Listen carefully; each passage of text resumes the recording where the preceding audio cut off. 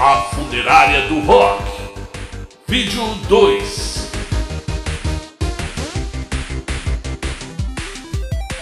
Capítulo 3. Urubu.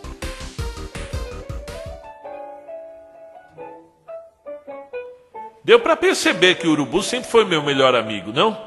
Ele é um cara legal, apesar de mal-humorado. Na escola usava aquela pinta de moleque largado, mas todo mundo sabia que ele era meio playboy. A galera o tirava de fininho de papai, justamente porque ele sempre tinha uma grana pro lanche. Na verdade, o avô dele era bem de vida, o Voepa, mais conhecido como o velho mais legal do universo. Ele sempre livrava a barra com os nossos pais, sempre defendia a gente quando quebrávamos telhas pulando de uma casa para outra, ou quando chegávamos todos sujos de lama do campinho. Já adolescentes, o costume perdurou, com o nosso avô fazendo a vez de advogado da turma. E assim éramos nós, jovens pacíficos, mas incorrigíveis, estabelecidos pela longa persistência de criar casos. Fomos ótimos na arte de procurar confusões, de entrarmos sem sermos chamados, de chamuscar a imagem da boa conduta e dos costumes. Ai, apaixonados pela bagunça gratuita, pela graça sem motivos. Certa vez o Uruba me chamou para uma festa lá na Zona Norte, perto do Horto Florestal.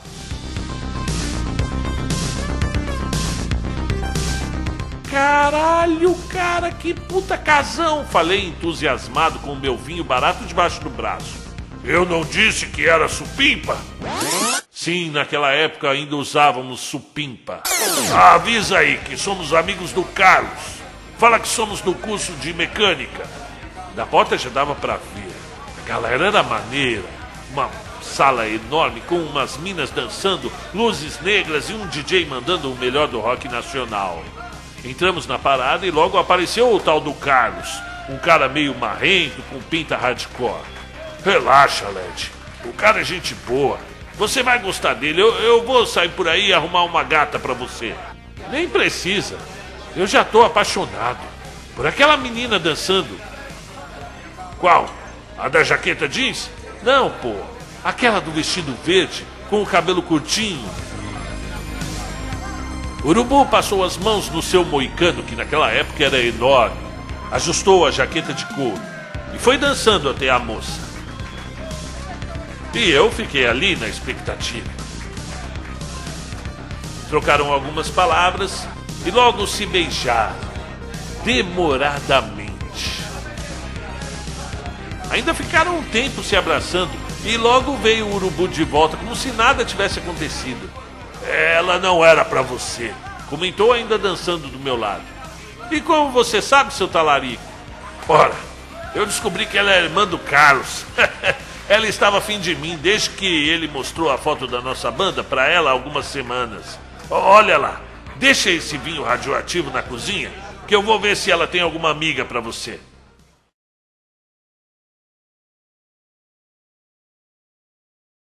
Coloquei o vinho pra gelar. Peguei uma cerveja e encostei no armário para ver o movimento. Uma garota de cabelo verde trocava ideia com outra, de morena, de colã vermelho. As duas exalavam sensualidade. E eu fiquei ali, me imaginando no meio das duas, quando ouvi uma voz rouca atrás de mim. Está gostando da festa? Sim, claro, está ótima. Respondi para uma mulher que me chamara. Deveria ter uns 40 anos. E era maravilhosa. São bonitas, não? Quem? O quê? As meninas. Percebe como elas se olham? Veja. Comentei dando início ao meu limitado, porém prático manual de cantadas furadas. Mas eu prefiro as mulheres mais velhas. Quer tomar um vinho? Ela disse. Claro. Olhe, disse enquanto tirava a garrafa da geladeira. Eu trouxe pra gente. Isso é tóxico, menino. Vem aqui comigo. Eu fiquei eufórico. Ia me dar bem na festa dos granfinos. Entramos num cômodo que deveria ser um escritório daqueles bem antigos em mogno nas paredes. Tinha umas estantes cheias de livros e num canto havia um climatizador de bebidas. A mulher parou em frente a eles, ficou por alguns segundos como quem parecesse escolher o melhor rótulo para a ocasião. Finalmente me perguntou: prefere um Malbec argentino ou um Merlot do Porto? Esse da Argentina parece bom, falei com naturalidade. Eu estava fazendo uma puta força para tirar a rolha da garrafa, tentando não transparecer, quando o urubu apareceu na porta. Deu um assovio e me chamou. Parecia assustado. Que é, porra? Falei já no corredor quando ficamos sozinhos. Você é doido? Tá dando em cima da mãe do Carlos? Ué, e qual é o problema? Você não pegou a irmã dele? O Carlos me disse uma vez que o pai dele é general. General, entendeu? Ai, porra. Pois é, segura essa sua onda aí. E vai lá azarar as meninas na sala, que eu vou tentar desfazer a má impressão que você deixou com a mulher. Tomei uns goles do meu próprio vinho barato e fiquei dançando na sala. Eu não sei bem quanto tempo durou tudo isso, mas já era bem tarde quando fui procurar o urubu pela mansão. Encontrei-o justamente no escritório, só de cueca. Mas você é muito filho da puta, urubu. Caralho, azarou a mina que eu tava afim e depois pegou a mãe dela na minha frente. E foi mal, amigo. Não era pra ter sido assim. Mas ela veio com esse papo de Merlot ou Malbec, eu fiquei doidão. Mas a mãe do Carlos não era a esposa do general? Perguntei puto. Era sim. Mas o general abotoou o paletó de madeira tem uns anos. Eu não sabia, cara. Foi mal. É, eu disse, pegando mais uma garrafa do climatizador e sentando ao seu lado. Pelo menos você fechou a ponte de ouro. Pegar a mãe e filha no mesmo dia? Ainda dançamos na mansão até as 9 da manhã. Terminamos na feira de domingo comendo pastel e dando risada. Éramos jovens com uma cultura limitada e muita vontade de procurar assunto. Uma paixão fora de hora, como foi o caso do Uruba, que se enamorou por uma menina com olho de vidro na parada 15. Ou quando tivemos de dar uma boa surra num namoradinho da Nicole que vinha tratando ela com violência. Mantínhamos a política dos 3 mosqueteiros. A porra toda de um por todos. Estarmos em 5 era a única diferença. Urubu era o Gabriel. Ele morava do outro lado da avenida, em um quarto separado do resto da família.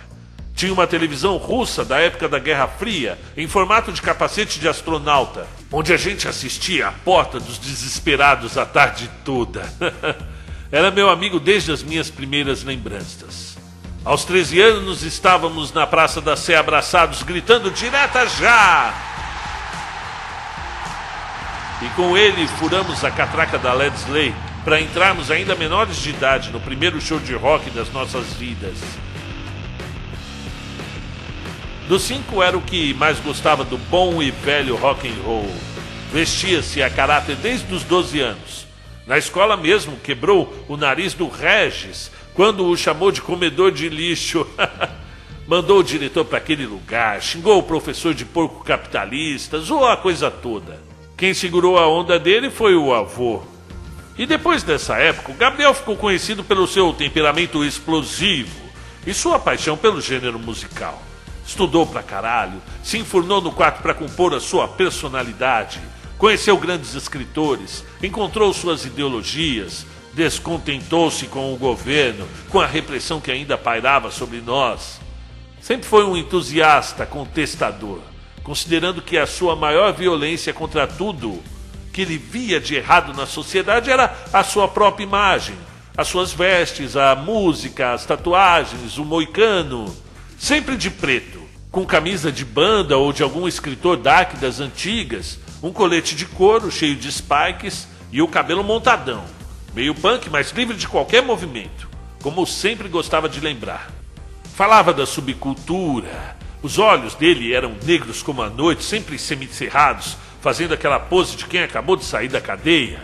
Toda turma tem um cara assim. E o cara da nossa turma era o Urubu. Magro sempre foi, e parecia até mais, pois já com 16 anos o Gabriel tinha passado de 1,80 m de altura. Há algumas tatuagens que fizeram a avó dele passar mal, e de resto ele era um bom rapaz.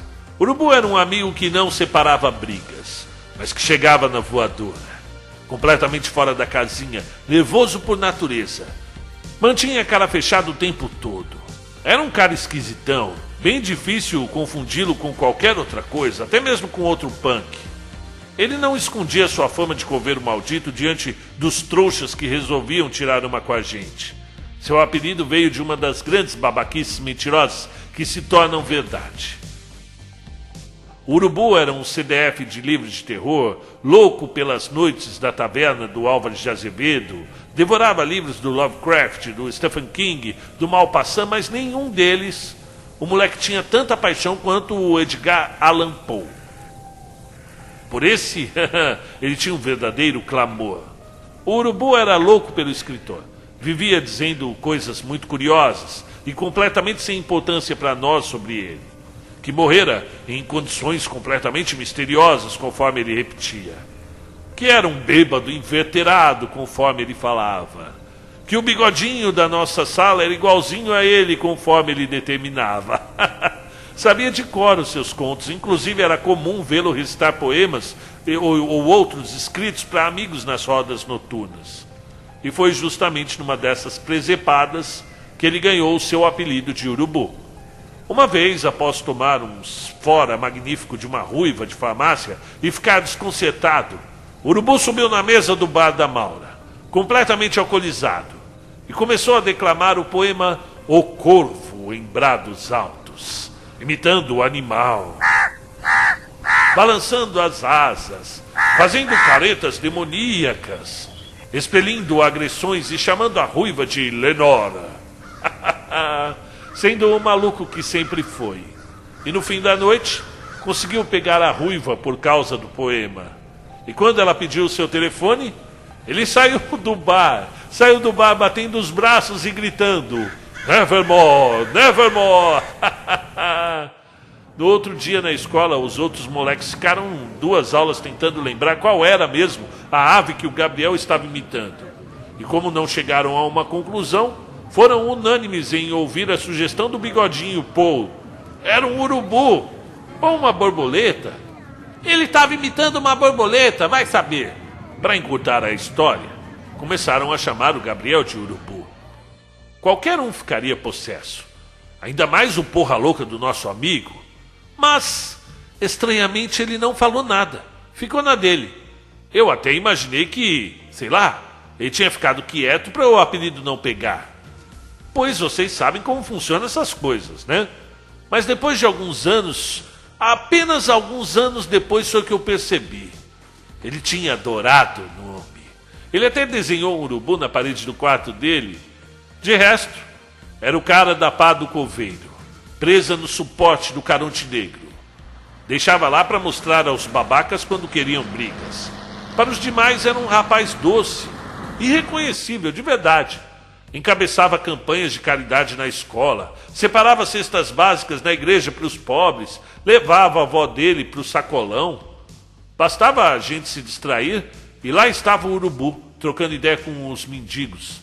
E parece que eles tinham um código de conduta muito bem estabelecido, pois nenhum de nós nunca entendemos nada daquelas conversas cheias de simbolismos e ideias místicas. O Gabriel tinha um senso de justiça muito apurado. Não gostava de presenciar covardias. Defendia um desconhecido se julgasse necessário. Não tinha medo de nada, apenas de uma coisa. Ele possuía um pavor mirabolante por felinos. Isso mesmo, ele suava frio quando via um gato. Teve uma vez na excursão da escola que a gente vinha chegando perto da jaula dos leões e um deles deu um rugido fenomenal. A gente tinha 7 anos. O urubu se cagou todo. Teve de ir embora para o ônibus. O Reinaldo, do Gigante Bar, um dia nos explicou. Chamava-se galeofobia. Mas a gente sempre chamou de gatofobia mesmo. Certo dia, o urubu estava no Caronte Negro com uma garota no estacionamento do Madame Satã. E por que a gente não vai embora? Perguntou o King bêbado saindo da balada. O urubu tá embaçando com uma mina no carro, a Nicole falou tentando disfarçar o nervosismo. Ah, deixa ele comigo. King era sem noção. Fazia as coisas e depois pensava. Estava passando um gatinho pela calçada quando ele o pegou delicadamente e foi agachado até o carro, colocando o felino para dentro pela janela entreaberta. E essa foi a primeira vez que o urubu saiu na porrada com o King. Capítulo 4. King.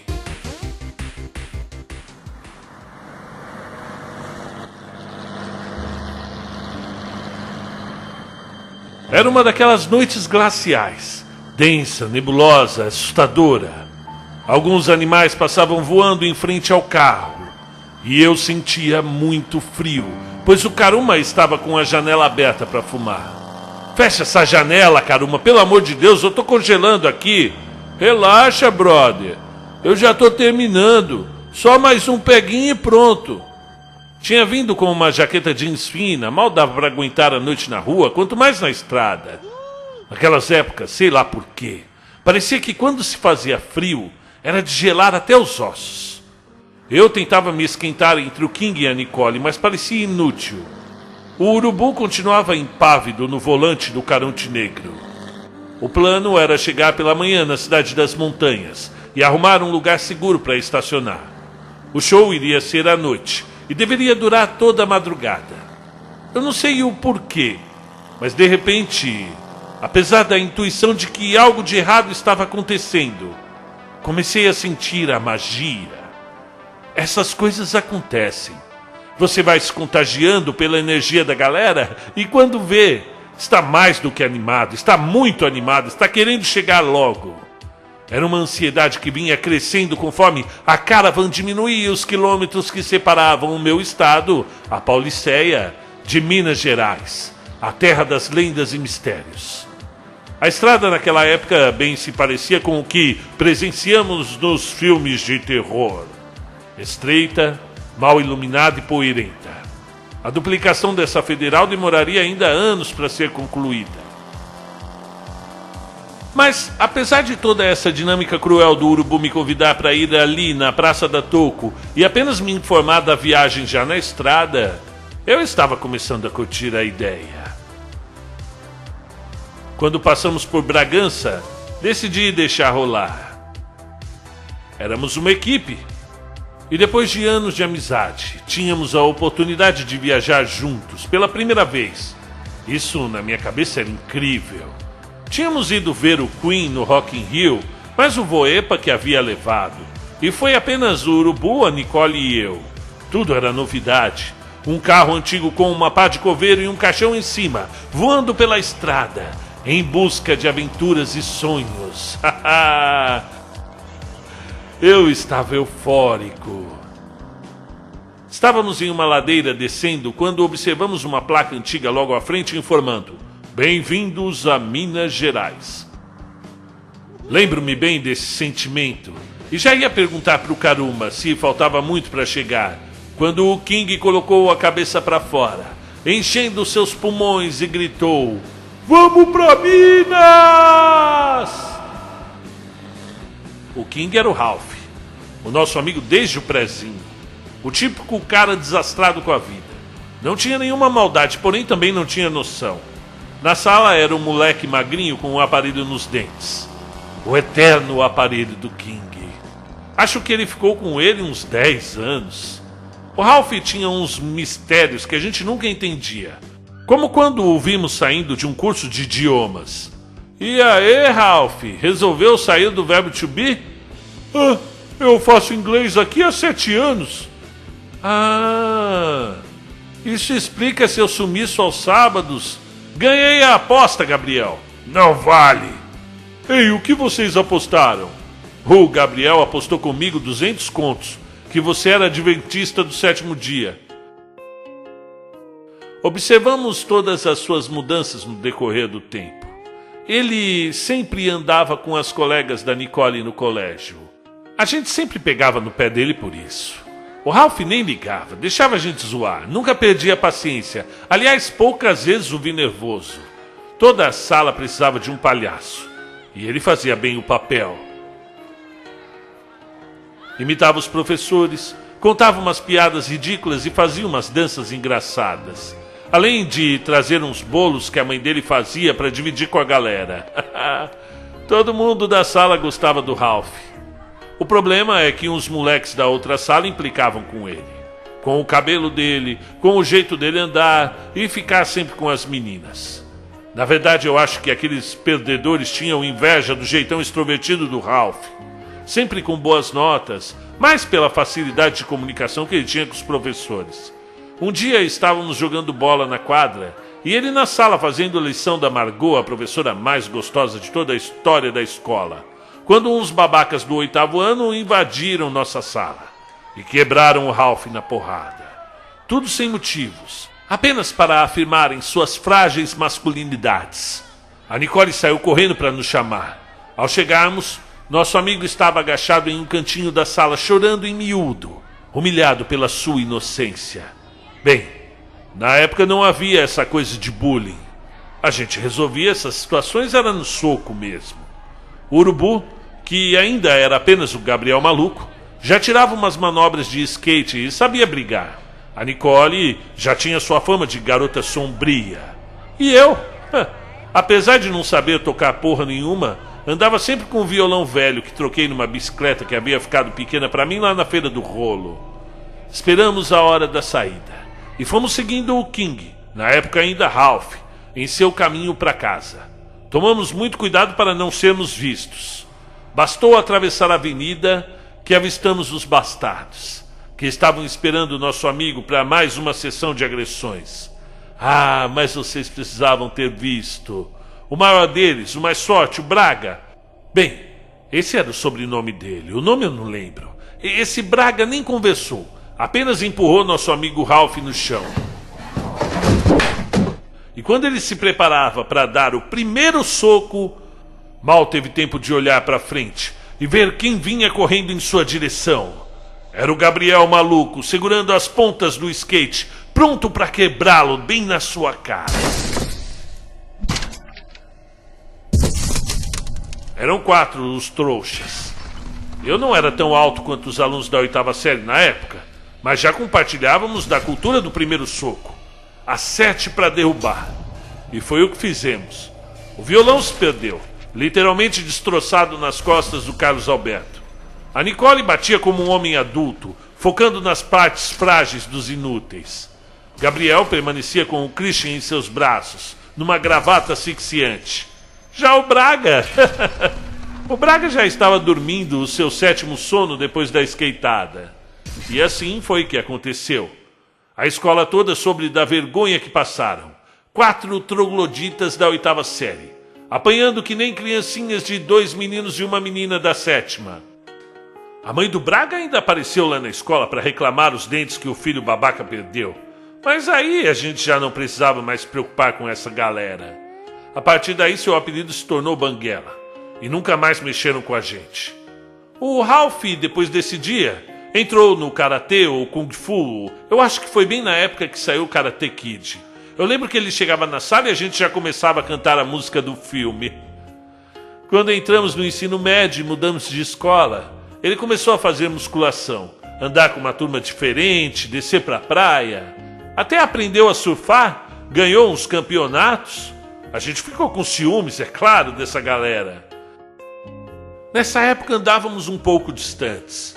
Já ensaiávamos para nossa banda e ele curtia a turma dos caiçaras. Só quem o via fora da escola era a Nicole, que tinha o Ralph como um irmão. Ela tinha dado uns beijos nele com 12 anos, descabaçando a boca do nosso amigo. Mas após isso, os dois manifestaram uma amizade tão grande, acima de qualquer malícia. Era comum, quando a gente acampava na praia, os dois dormirem juntos e nada acontecer. Viraram realmente irmãos. Anos depois, o King seria o padrinho do filho da Nicole. Foram nesses tempos que ele ganhou o apelido de King, por suas manobras com ondas. No começo achamos estranho e babaca, mas depois que o primeiro da gente, ainda que por sarcasmo, chamou o Ralph de King, nunca mais o chamamos de outra coisa. Era até difícil lembrar o nome dele quando ligávamos em sua casa e o seu pai atendia. Boa noite, seu Raimundo. O que quer dizer o Ralph está? Era meio embaraçoso. Mas depois descobrimos que o próprio pai dele o chamava de King. Ficou mais fácil desde então. Ele estava coroado. King virou um rapaz musculoso e começou a se dar bem com outras galeras, por conta do seu humor genuíno e inocente. Era uma radiação de risadas quando ele estava por perto, e todos o adoravam. Quem não conhecia o King? Mas somente a gente conhecia de verdade o Ralph. O menino tímido que chorou encolhido naquele dia da 7ª série. O cara que se divertia com a avó no bingo todas as semanas, criava receitas incríveis na cozinha e seu quarto brilhava de arrumação. Ele era cuidadoso com a imagem, com a saúde e tudo que era seu. Nunca lera um livro ou revista. Pouco ou nada sabia de rock. Não tinha ideologia política nenhuma. E mal se dava conta de que tínhamos saído de uma puta ditadura militar. Mas tinha o maior coração que um ser humano poderia ter. King era sem dúvida mesmo um rei. Um rei que agora estava com a cabeça para fora da Opala Caravan, gritando como um insano.